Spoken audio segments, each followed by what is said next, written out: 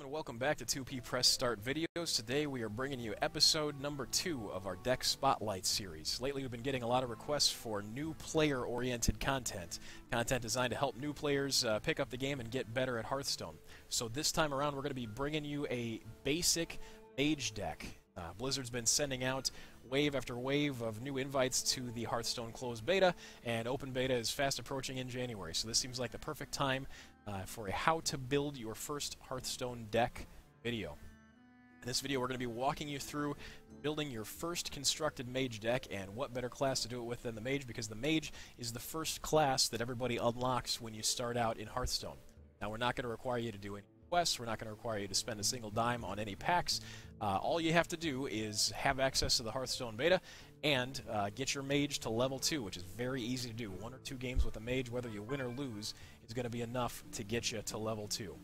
Alright, so in this video we're going to be talking about which cards we put in the deck and why we put them there, why they belong in this first deck, how to use them to get the most value out of them, and again, this is a deck that anyone can build and play without spending a single dime on the game. This is a deck for everyone. This is a great deck to start out, to learn the mechanics, and start learning your way around Hearthstone, and this deck should let you compete with just about anything you're going to face when you start out in Hearthstone, at the lower ranks as you're working your way up, and certainly at your starting MMR in play mode. So without further ado, let's get right down to it. So here is the deck list that we're going to be working with today. Again, these are all free basic cards that you can get just by having a Mage at level 2. And so what we're going to do first of all is just do a quick run through of the deck list, and then we're going to talk about first the minions in the deck and why we've chosen those, and then the spells in the deck and why we've chosen those. So we'll start out with a quick deck run through. We have 2 Arcane Explosions, 2 Frostbolts, 2 Acidic Swamp Oozes, 2 Kobold Geomancers, 2 Novice Engineers, 2 Arcane Intellects, 2 Shattered Sun Clerics, 2 Wolf Riders, 2 Fireballs, 2 Polymorphs, 2 Chillwind Yetis, 2 Gnomish Inventors, 2 Senjin Shield Mastas, 2 Gurubashi Berserkers, and 2 Boulder Fist Ogres. So we're going to start out going through the minions we've chosen for this deck and talk a little bit about why we've chosen those particular minions and how to get the most value that you possibly can out of them. Alright, so we are going to start out with the Acidic Swamp Ooze. Swamp Oozes are a great value at 3/2 for 2 mana, even if your opponent doesn't have a weapon. But if he does happen to have a weapon that he's played before you drop your Ooze, then getting to destroy that weapon and deny him the rest of the use of that weapon makes the Ooze's value through the roof. The Ooze is one of the better basic creatures for that very reason. He's always going to be at least a good value, but sometimes he's going to come out and be an amazing value. Oozes are incredibly useful against rogues because rogues almost always have a weapon to break. Now, Kobold Geomancers, their stats are pretty underwhelming.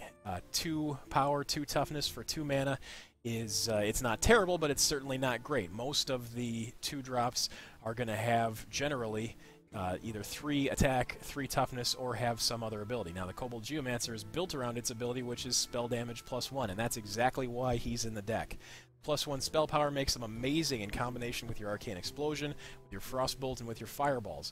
If possible, you're going to want to try and save the Geomancer right up until the time when you want to boost the spell with it. So you drop the Geomancer and then cast the spell immediately, treating the spell as though it just had an additional 2 cost. Otherwise, if you try and cast the Geomancer, the chances are pretty good that he's going to be dead by the time you want to try and cast your spell on a later turn. Now, the Novice Engineer is there to generate card advantage. Actually, the Novice Engineer and the Gnomish Inventor both are there just to generate card advantage. Both of these are great value because they both replace themselves with a card as soon as you cast them. Unlike the Loot Hoarder, for example, who draws you a card when he dies, the Novice Engineer and the Gnomish Inventor, you get that card back right away. So there's no chance for your opponent to silence the creature and prevent you from getting that card like they could do with the Loot Hoarder, like they could do with the Blood Mage Thalnos. Now, the benefit to you is you get a body on the board. It's probably going to be a small body, but hey, you're going to be able to do something with it. If you get any value at all out of that body, now you're getting extra value out of the card. If you're able to do some damage, finish off an opponent's creature, any of that, you're coming out ahead because you've already replaced this card in your hand and you're just down the mana you used to cast it. The Gnomish Inventor especially has the power in certain situations to even generate 3-for-1 card advantage for you, and that's obviously fantastic. You drop this down, and if you can kill off a 3-2 or something else with 2 toughness without losing your Inventor in that exchange, then if your opponent has to address the Inventor with another card, you have now generated yourself 3 cards for the 1 card that you cast, Gnomish Inventor. That is very situational. You're not going to be able to do that all the time, but if you can pull that off, that is a huge coup for a 4-mana drop Gnomish Inventor. The Wolf Rider is basically here as removal. It's a 3-1 charge. Obviously, it has an incredibly low toughness value, but it does have that 3 power and charge, which means you can charge onto the board and attack something straight away. Usually, you're going to want to use this to remove a creature that has 3 or less toughness. You don't generally want to just play this on an empty board and attack your opponent with it, because there are going to be a lot of ways to address it, especially against a mage or a rogue or a druid. You're not going to want to play this on an empty board and just hit your opponent with it, because they can immediately wipe it out with their hero power on the following turn, and that costs you some card advantage. You generally want to play this when you can take out an opponent's card with your card and treat it like a single target removal in that case. The Shattered Sun Cleric is still an amazing value, even though it got nerfed in one of the latest patches. The reason it's such a great value is you get that extra +1/+1 value out of it for 3 mana. So really, you're getting a total of 4 power and 3 toughness for your 3 mana. The extra benefit you get of the Shattered Sun Cleric is you can use that to boost up other minions you have that are already on the board and already ready to go. So you can basically treat that extra +1/+1 as though it had charge, because you're probably going to be putting that on a minion that is already ready to use it, that isn't affected by Summoning Sickness, and can go ahead and attack this turn and make good use of that +1/+1. It's a great way to get good value out of your lower drops, your 2-drops, your Swamp Ooze, Geomancers, your Engineers, because you can buff them up and they can do a little bit more damage that way. Next up, we have the Senjin Shieldmaster, we've got the Chillwind Yeti, and we've got the Boulder Fist Ogre. And these are fairly similar cards in that they're all chosen for this deck because they're big, efficient creatures that give you good value for the mana. You'll notice that the Chillwind Yeti is 4/5 for 4, the Shieldmaster is 3/5 for 4, and the Boulder Fist Ogre is 6/7 for 6. And each of these is really good stat-wise for the amount of mana that you're paying for the card. Because they have the higher toughness values, that increases your chances of being able to trade 2 of your opponent's creatures for 1 of yours. Very often you can attack into an enemy creature and still survive that attack, and then your opponent has to use another card, another minion, or another spell to address the creature that you have, and that helps you generate card advantage. Each of these cards is tremendous for generating card advantage for you. They're also very mana efficient, and because of their low cost, they can help gain you a good board presence really early in the game. Moving on to the Gurubashi Berserker. The Gurubashi Berserker is fantastic in a mage deck, generally not so great in most other decks, but really great in a mage deck because as a mage, you can activate its ability yourself. Whenever the Gurubashi Berserker is damaged, it gains +3 attack, and there's no limit to how many times this can happen as long as it stays alive. So, on your turn 5, you can summon the Berserker. On your turn 6, you can ping it with your Fire Blast hero ability, and suddenly you have a 5 power, 6 toughness creature on the board that's ready to go that turn. Its high toughness value can let it generate 2-for-1 card advantage in a lot of situations, but its real strength is your opponent may not be expecting you to attack your own creature with your hero ability to make it bigger, and you can get some really advantageous trades going that way. These guys can end up becoming just absolute beasts if they're allowed to live long enough, and they can win you the game pretty much by themselves. Moving on to the spells in the deck now. First up is Arcane Explosion. Arcane Explosion is a great area of effect, board clear, removal type of spell. This is fantastic for aggro decks that are going to try and drop a lot of low toughness creatures and fill up the board and overwhelm you with numbers. On its own, an Arcane Explosion doing 1 damage to all enemy minions is not super impressive, but it gets really great when you combine it with the Kobold Geomancer. When you put those two together, you end up spending 4 mana to do 2 damage to all enemy minions, just like a Paladin's Consecrate. But in this case, it costs you 2 cards, but you still get a 2/2 Kobold Geomancer out of the deal anyway. You can combine that with your hero ability to remove creatures that have more toughness, obviously, and finish off other creatures that you've damaged. It's a great tempo swing for you if your opponent has multiple creatures out and you can damage all of them, kill off one or two, and then it lets you set up some great trades with your minions if you have some board presence also.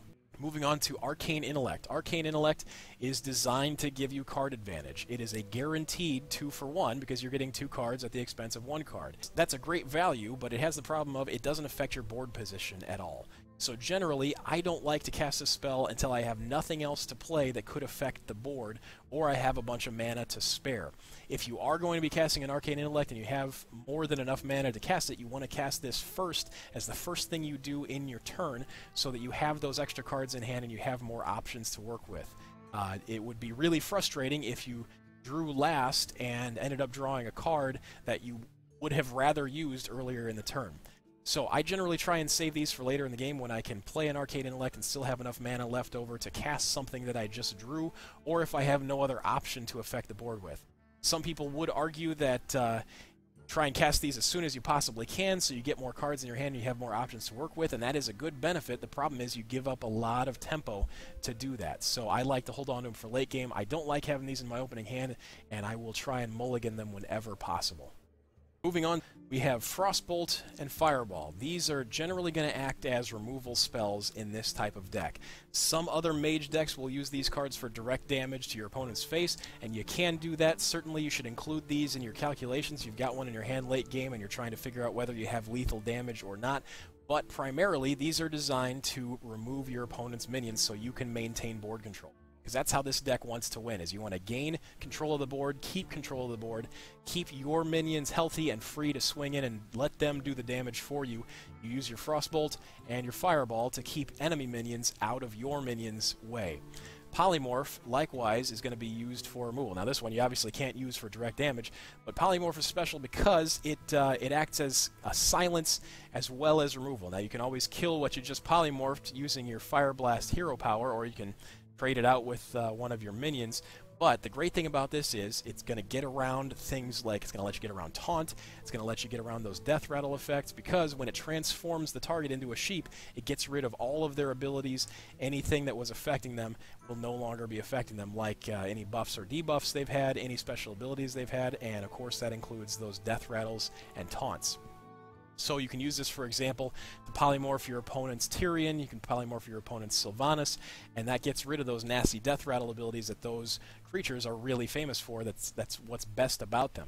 It completely ignores things like Divine Shield, so if your opponent's just played out a Sunwalker or something like that, you can polymorph it and not worry about that shield, not worry about that taunt, not worry about any of the abilities of the creature you just polymorphed. For that reason, you want to kind of hang on to these until you see a threat on the board that you can't address with anything else in your deck. Something like a Sylvanas, it's really hard to play around without any other silence type effects in the deck. You're going to want to save a polymorph for. Something like a Ragnaros, something like a Tyrion. The biggest threats that your deck would have a hard time dealing with otherwise, save the polymorph for those. You don't want to use a polymorph, considering you only have 2 of them to work with. You don't want to use one up unless it's a really big threat that absolutely has to be turned into a sheep right now. Alright, so that's it for our walkthrough of the individual cards in the deck and why we've picked them, and a little bit on how to use them. The last thing we're going to talk about before we finish up this video is kind of the overall strategy, the overall goal behind playing this deck, how you're going to win with this deck. And the overall goal of the deck is to establish board control. We mentioned this previously when we were talking about the removal spells. This deck wants to gain control of the board and keep control. And all of these cards are designed to let you do that. You have your removal spells to get rid of your opponent's minions. You've got some low-cost, high-value creatures that are going to give you good trades. And you have cards that engineer card advantage for you just with their abilities. All of that combines to let you have more cards in hand, hopefully, than your opponent, and give you big, effective, efficient creatures on the board that can take control of the board and keep control of the board so that your minions can be doing damage to your opponent. And that's exactly how you're going to try and win the game.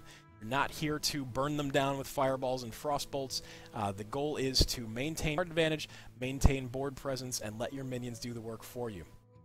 You're going to try and engineer the best possible trades that you can by using your high toughness minions on hopefully their low toughness minions.